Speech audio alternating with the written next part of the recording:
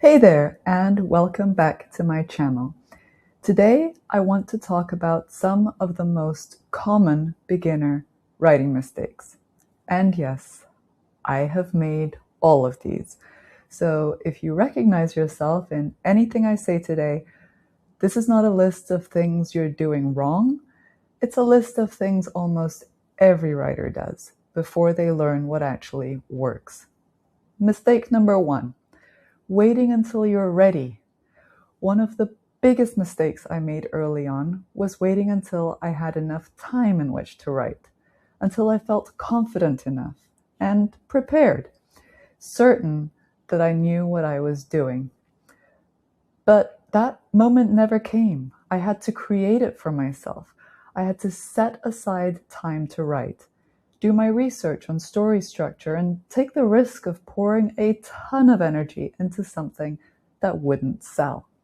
There was a lot of doubt involved, and this didn't go away until I actually began writing. You see, from my experience, you get clarity by starting and then by staying long enough to learn. If you're waiting until you're ready, you'll be waiting forever. Mistake number two, over planning to avoid writing. This one's kind of sneaky. After all, planning feels productive, research feels productive, world building feels productive, and it is. After all, it's laying the foundation for your story, but it can also be what keeps you from actually writing. Personally, I spent a long time using preparation as a way to subconsciously avoid drafting because drafting is just so much harder, especially at the beginning when you're just starting out and you're, doubting yourself, rewriting that first sentence a dozen times and worrying over how you'll ever get 400 pages written. So here's the thing though. The only way to reach the finish line is to actually start. So, to sum up, planning is useful, but only if it eventually leads to pages. Mistake number three, editing while drafting. This slowed me down more than almost anything else. I used to reread what I wrote every time I sat down to work, fixing sentences, tweaking paragraphs, polishing scenes that weren't finished yet, because it felt efficient, but what I was really doing was resetting my momentum every single day, because drafting and editing require two completely different mindsets.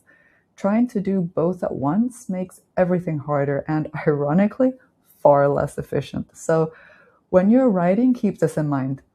Your first draft doesn't need to be good. It needs to be complete.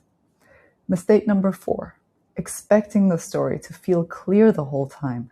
I used to think something was wrong whenever the story felt a little bit fuzzy, like I'd taken a wrong turn somewhere or chosen the wrong idea, but confusion is just part of the process. Stories don't reveal themselves in a straight line. There are moments where things click and moments where everything feels uncertain again. That doesn't mean you're failing. It just means you're actually writing and that your story is gradually coming together. Mistake number five, comparing my beginning to someone else's finished product. This one is brutal because I would read finished books or watch other writers online and compare their polished work to my rough drafts. And then I'd wonder why my writing didn't measure up. But of course it didn't. I was comparing my learning stage to someone else's result. And here's the problem with that. Comparison doesn't motivate most writers. It paralyzes them. It certainly did for me. In fact, the only fair comparison is between the page you wrote today and the page you wrote last month.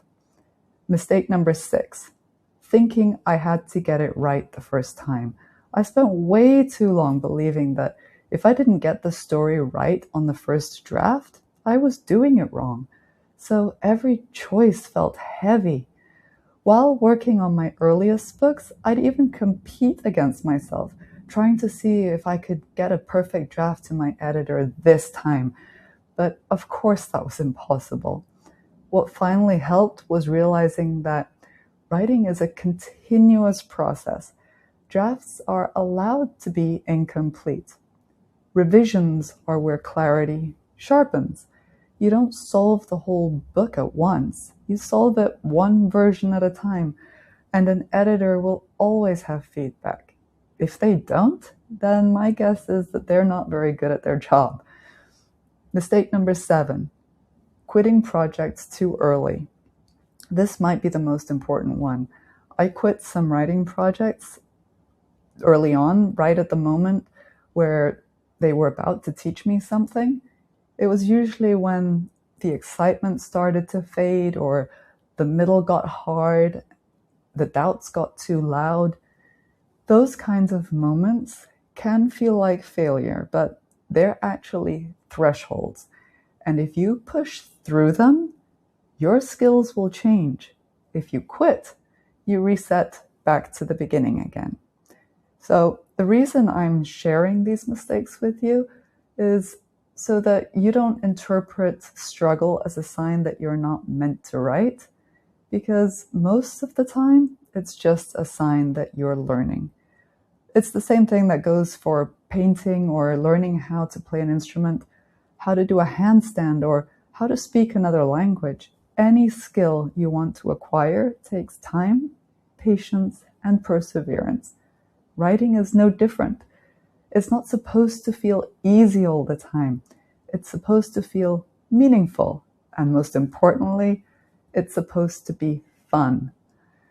Remember that the next time you're worrying over how to write, just start writing. If you're enjoying these videos, do make sure to subscribe, and I'd love to hear from you. Please comment below by telling me which of these mistakes felt most familiar, or is there one mistake you keep catching yourself making? You're definitely not alone. Thank you so much for watching. I'll see you in the next video. Bye for now.